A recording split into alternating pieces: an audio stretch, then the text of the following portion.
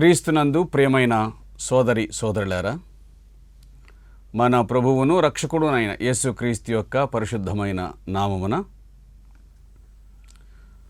మీకు నా హృదయపూర్వకమైన వందనములు తెలియజేయచ్చు ఉన్నాను. దేవుని వాక్యములో నుండి మనము యాకోబు పత్రికను ధ్యానం చేస్తూ ఉన్నాం. 11వ వచనం 4వ అధ్యాయం. సహోదరులారా, ఒకనికి ఒకడు విరోధముగా మాట్లాడకుడి. తన సహోదరునికి విరోధముగా మాట్లాడి తన సహోదరునికి తీర్పు తీర్చువాడు ధర్మశాస్త్రమునకు వ్యతిరేకముగా మాట్లాడి ధర్మశాస్త్రమునకు తీర్పు తీర్చుచున్నాడు. నీవు ధర్మశాస్త్రమునకు తీర్పు తీర్చినడలా ధర్మశాస్త్రమును నెరవేర్చువాడవు కాక న్యాయం విధించువాడవైతివి. ఒకనికి ఒకడు విరోధముగా మాట్లాడు కొనకుడి. ఇక్కడ వ్రాయబడినటువంటి మాట, మీలో యుద్ధాలు అని ప్రారంభం చేశాడే 4వ అధ్యాయం ప్రారంభ వచనంలో. పోరాటములు, యుద్ధాలు, మీరు పోట్లాడుదురు. ఈ మాటలన్నీ కూడా ఏమిటి అని అనగా, ఒక విశ్వాసులో చొరబడిన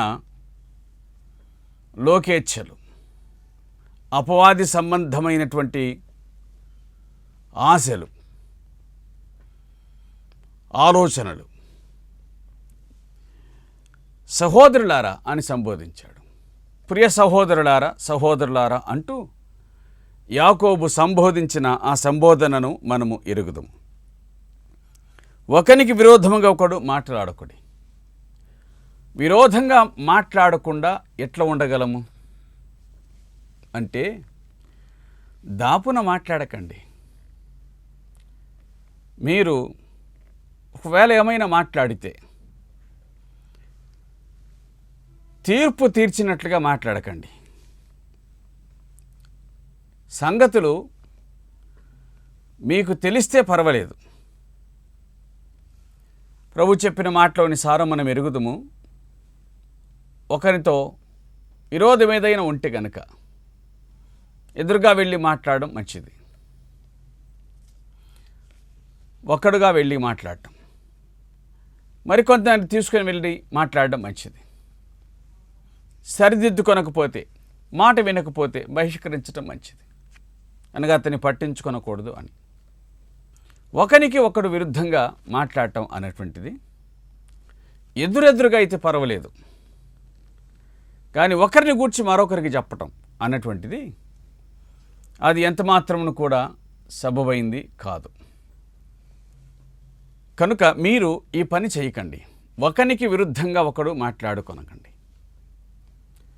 లేని మాటలను ఆపాదించి, కాని వాటిని ఆపాదించి, ఇట్లై ఉండవచ్చునేమో అని మీకై మీరే ఆలోచించి, లేని వార్తను పుట్టించి, మీరు బహుశా అంటే అది బహుగా అన్నట్లుగా అర్థమవుతుంది. మీరు కావచ్చునేమో అని మాట్లాడితే అది అయ్యుంటుంది అని అర్థం కింద వెళ్ళిపోతుంది. అందుచేత విరోధంగా మీరు మాట్లాడకండి. ఒకనికి ఒకడు విరుద్ధంగా మాట్లాడకండి.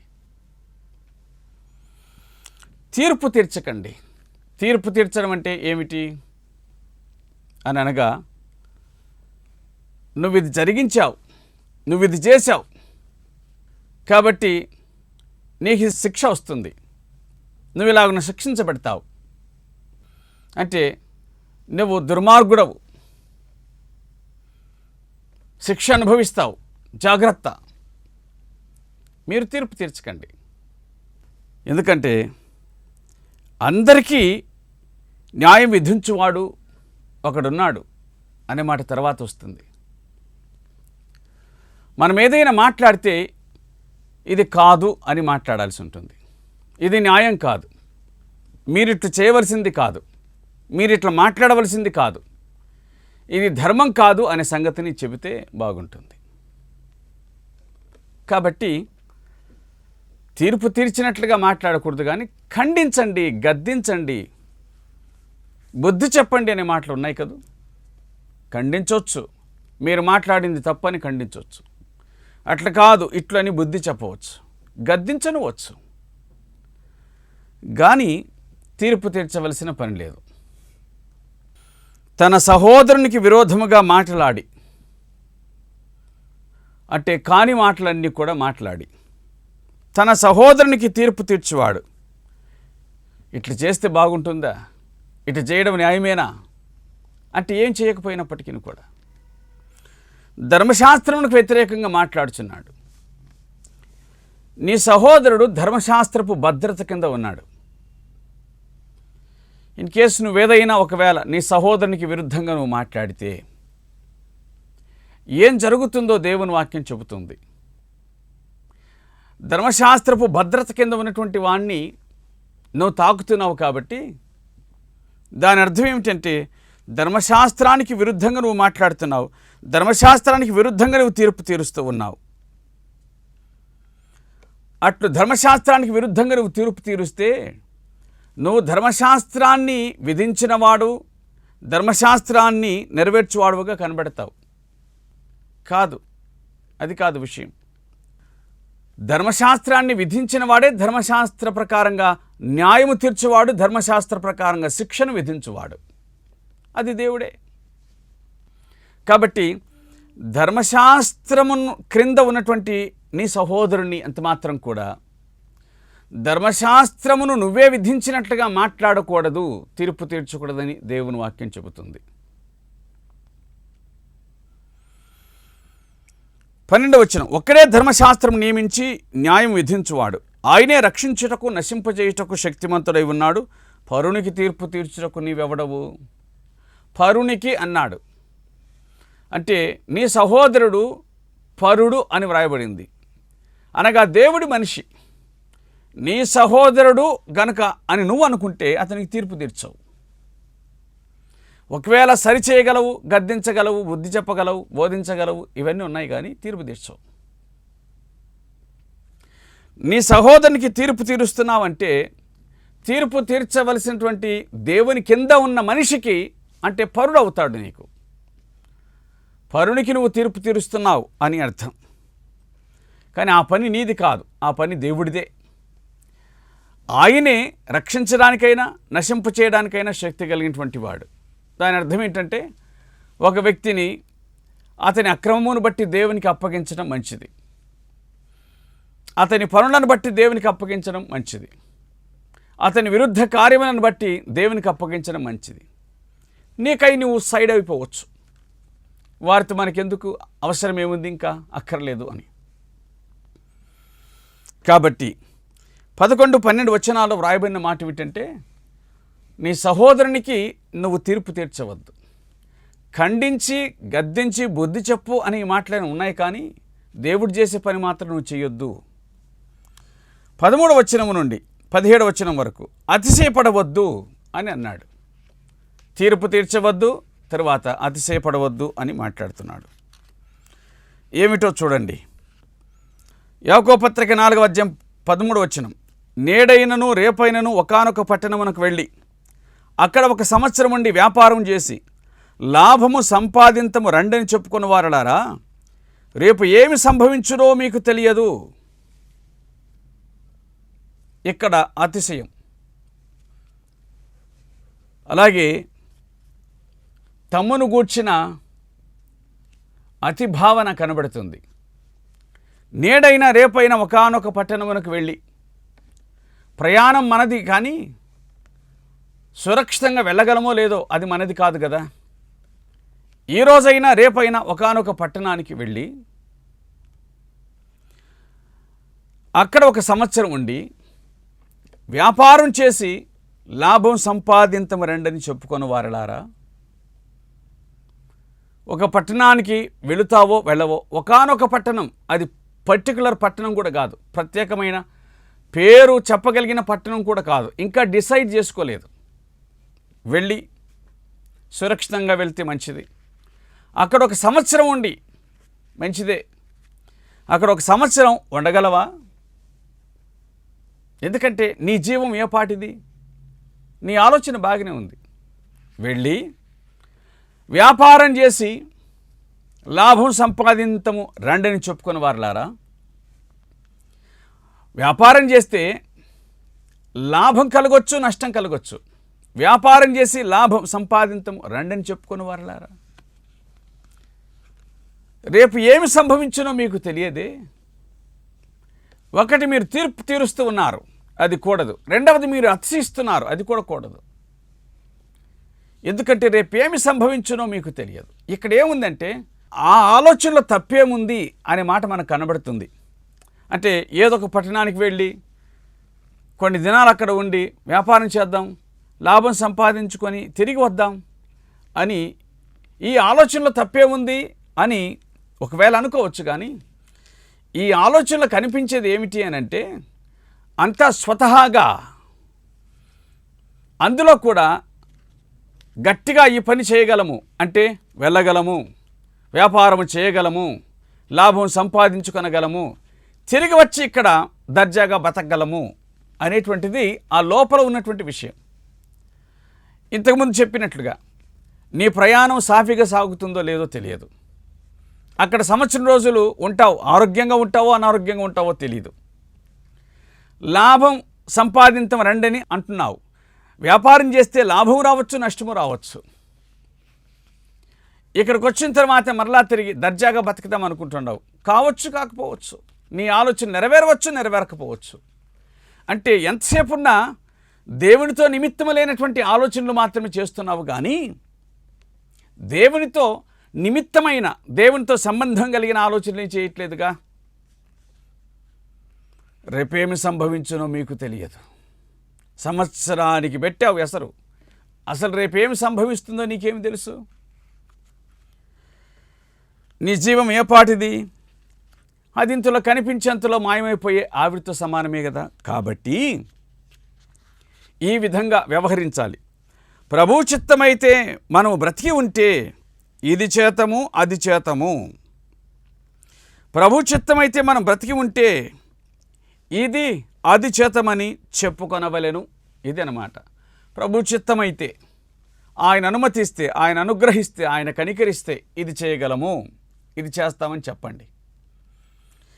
ఇప్పుడైతే మీరు మీ డంబముల యందు అతిశయపడుచున్నారు అని అన్నాడు. కాబట్టి ప్రభువు చిత్తమైతే ఇది చేద్దాం. ఇది కదా దేవుని పిల్లలకు ఉండవలసిన వైఖరి. దేవుని చిత్తమైతే ఈ పని చేద్దాం, దేవుని చిత్తమైతే, లార్డ్స్ విల్లింగ్, గాడ్స్ విల్లింగ్, ప్రభు చిత్తమైతే ఇది చేద్దాం అని మీరు చెప్పండి. మనము తేదీలు ఖరారు చేసుకుంటాం, కానీ ఆ తేదీల వరకు మనల్ని నడపాల్సింది కూడా ప్రభువే కదా.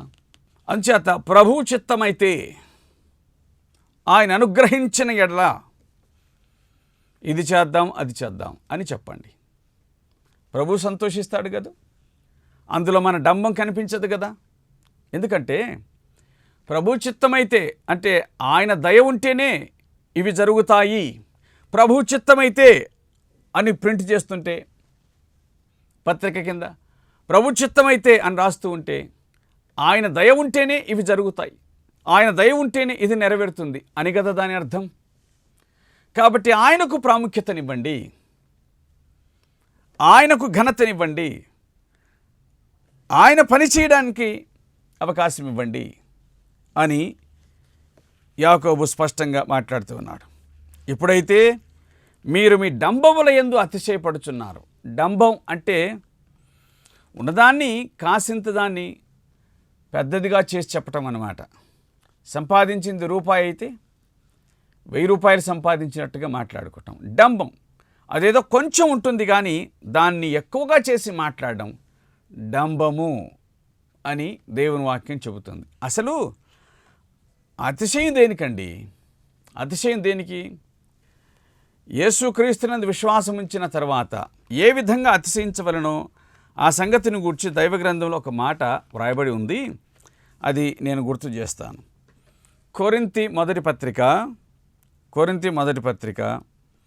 1 అధ్యాయం 31 వచనం, అతిశయించువాడు ప్రభువునందే అతిశయింపవలను అని వ్రాయబడినట్లు, అతిశయించువాడు ప్రభువునందే అతిశయించవలను అని వ్రాయబడినట్లు దేవుని మూలముగా మనము ఆయన మనకు జ్ఞానమును, నీతియు, పరిశుద్ధతయు, విమోచనమును ఆయను. అతిశయించువాడు ప్రభువునందే అతిశయించవలెను అనే మాట వాక్యం గుర్తు చేస్తూ ఉంది. ఇర్మియా గ్రంథం 9వ అధ్యాయం 24 వచనాన్ని చూస్తే అక్కడ రాయబడిన మాట, అతిశయించువాడు దేనిని బట్టి అతిశయించవలనగా, భూమి మీద కృప చూపుచూ నీతి న్యాయములు జరిగించుచున్న యెహోవాను నేనే అని గ్రహించి నన్ను పరిశీలనగా తెలుసుకుంటను బట్టి అతిశయింపవలెను అని వ్రాయబడి ఉంది. దేన్ని బట్టి అతిశయించకూడదు? 9వ అధ్యాయం ఇర్మియా గ్రంథం 23వ వచనం వ్రాయబడిన మాట, జ్ఞాని తన జ్ఞానాన్ని బట్టి కానీ, శూరుడు తన శౌర్యమును బట్టి కానీ అతిశయింపకూడదు, ఐశ్వర్యవంతుడు తన అతిశయమును బట్టి అతిశయింపకూడదు. అంటే మన కలిగి ఉన్నది ఏది కూడా మనది కాదు. అందమును బట్టి అతిశయించకూడదు, అది అంతమైపోతుంది. వస్త్రములను బట్టి అతిశయించకూడదు, చిమ్మెట కొడతాయి. ధనమును బట్టి అతిశయించకూడదు, దొంగలు ఎత్తుకొని పోతారు. ఐశ్వర్యాన్ని బట్టి అతిశయించకూడదు, అంతరించిపోతుంది. జ్ఞానాన్ని బట్టి అతిశయించకూడదు, ఎందుకంటే జ్ఞానం ఎప్పుడు వెంట వచ్చేది కాదు. కాబట్టి అతిశయించువాడు ప్రభువునందే అతిశయించవలెను. కొరింథీ పత్రికలో వ్రాయబడిన మాట, ఇర్మియా గ్రంథంలో నన్ను పరిశీలనగా తెలుసుకుంటాను బట్టి, మన అతిశయమంతా వాక్యమునందే. ఆయన అర్థమైతే చాలు, ఆయన గురించి గ్రహించగలిగితే చాలు, అదే మన అతిశయం కావాలి. డంబం కాదు మన అతిశయం. మనకు ఉండవచ్చు, లేక ఒకవేళ నీకు ఉండవచ్చు, పొలాలు ఉండవచ్చు, అతిశయించడానికి కాదు, అనుభవించడానికి. ఐశ్వర్యం ఉండవచ్చు, అతిశయించడానికి కాదు, ఇతరులను తృణీకరించడానికి కాదు. నీ మట్టుకు నువ్వు అనుభవించి అవసరమైతే ఇతరులను ఆదుకొనడానికి. అందం ఉండొచ్చు, గర్వించడానికి కాదు, దేవునికి కృతజ్ఞతాస్తుతులు చెల్లించడానికి. జ్ఞానం ఉండవచ్చు, ఇతరులకు కూడా ఉపయోగపడడానికి. నీ జ్ఞానంతో వాళ్ళను బురిడి కొట్టించడానికి కాదు. కాబట్టి నీ జీవితంలో ప్రభువు నీకు అనుగ్రహించిన ప్రతిదీ కూడా ఆయన కోసమే అనే సంగతిని గుర్తుంచుకోవాలి. అతిశయించువాడు డంబములందు అతిశయించకూడదు. కొందరైతే గుర్రములను బట్టి, కొందరు రథములను బట్టి అతిశయించెదరు. మనమైతే మన దేవుడైన యెహోవాను బట్టి అతిశయించెదము అనేటువంటి ఆ మాట కూడా చాలా శ్రేష్టమైనది, ఉత్తమైనటువంటి మాట. అతిశయించువాడు ప్రభువునందే అతిశయించవలెను. గుర్రములను బట్టి, వాహనములను బట్టి, వస్తువులను బట్టి అతిశయించాల్సింది కాదు. అతిశయించువాడు ప్రభువునందే అతిశయించవలెను అనేటువంటి మాట చాలా శ్రేష్టమైన మాట. కీర్తన గ్రంథం 20వ కీర్తన 7వ వచనం, కొందరు రథములను బట్టి, కొందరు గుర్రములను బట్టి అతిశయపడుదురు, మనమైతే మన దేవుడైన యెహోవాను బట్టి అతిశయపడుదుము. దేవునికి స్తోత్రం. గుర్రములను బట్టి, రథములను బట్టి. అవునా? రథాలు కాదు, నిజమే. ఇప్పుడు విశ్వాసులకు సహా రథాలు అతిశయమయ్యాయి. సాధారణమైన వాటికంటే దర్పాన్ని ప్రదర్శించేటువంటి రథములు అతిశయం అయ్యాయి. విశ్వాసులు అని చెప్పడం కంటే మించి ఎక్కువగా దేవుని దాసులే ఈ విషయంలో లోపాన్ని కలిగి ఉన్నారు. సరిపోయింది, చాలిన దానికంటే మించి చాలా గంభీరంగా, ఆడంబరంగా ఉండేటువంటి వాహనాలు అవసరమని అనేక మంది తలంచుతూ ఉన్నారు. కాబట్టి చాలా విచారకరమైనటువంటి విషయం ఇది. మనం రథములను బట్టి కానీ, గుర్రములను బట్టి కానీ, డంబమును బట్టి కానీ అతిశయించడానికి వీల్లేదు.